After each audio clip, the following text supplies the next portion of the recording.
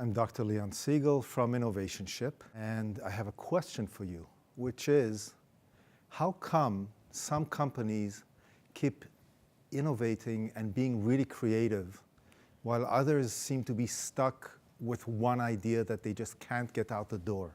And also, how come some meetings in some companies seem to kind of explode with ideas and be creative, while other places people sit around the room and look at each other and say, what do we do next? If you want to be consistently creative and innovative, you have to have a process. You can't rely on luck, and you can't rely on that one visionary genius who'll walk into the room and give you the solution. You have to have a process, and this is what this talk is about.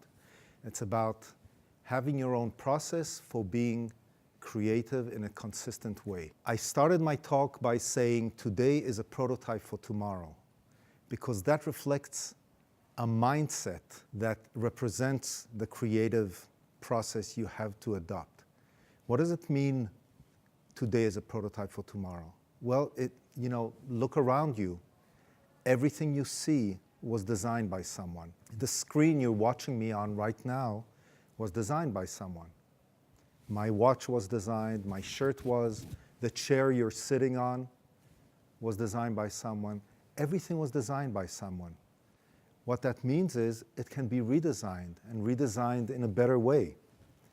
You need to adopt that mindset, that perspective on the world, in which you walk around and realize that everything's an opportunity to be redesigned.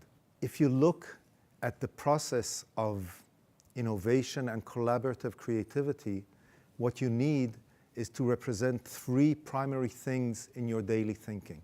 One is just to find ways to increase your creative ability.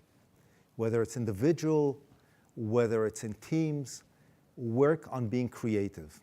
And in teams brings in the second element, which is collaboration. You have to be able to collaborate.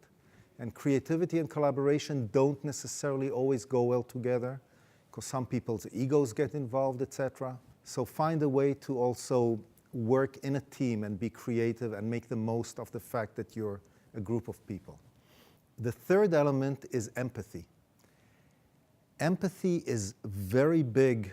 If you go any of the big companies, Google, Apple, eBay, all over the world, you look at companies, they're hiring people from the soft sciences, psychologists, anthropologists, sociologists, because they realize that the greatest ideas come from empathizing with end users, from customers, from just empathizing with the people we impact with our designs.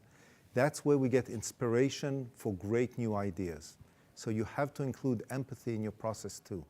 So with those three, you can start creating a culture that's creative, and that's what you want. Peter Drucker said that culture eats strategy for lunch. He was talking about corporate strategy. I want to tell you that process will eat great ideas for lunch. Unless you have the process in place to do something with your great ideas, nothing will ever happen from them. So go out there, find someone who can help you build a great creative process for you and your organization, and your life will change, I promise. Thanks.